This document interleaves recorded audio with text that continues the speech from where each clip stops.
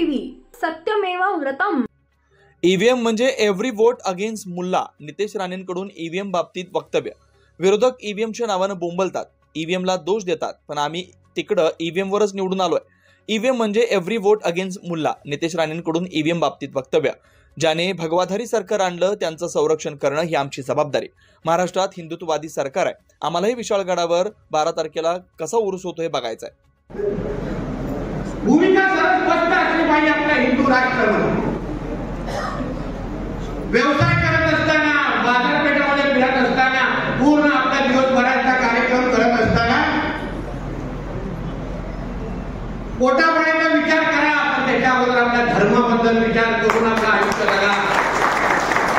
आपला धर्म आपला प्राधान्य असलंच पाहिजे। ज्यांच्या विरुद्ध आपण आवाज उचलतोय, ज्यांच्या विरुद्ध आपण हे आवाज पेलतोय, ते लोक विचार करतात का आपल्याबद्दल? ते लोक घेतात का आपल्या बाजारपेठामध्ये येऊन विकत काय? ते लोक विचार करतात का बाबा जो व्यवसाय करायचा आहे की सगळ्यांबरोबर करू असं विचार करताना कधी बघितलाय? लोकप्रतिनिधी आणि नेते जर बसले व्यासपीठावर,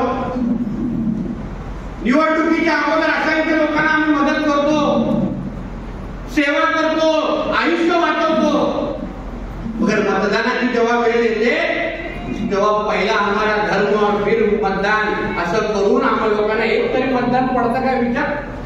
आता खाडे साहेब बोलले कर्जा पद्धतीने तिथे भगवा झेंडा तिथे उंच ठेवताय।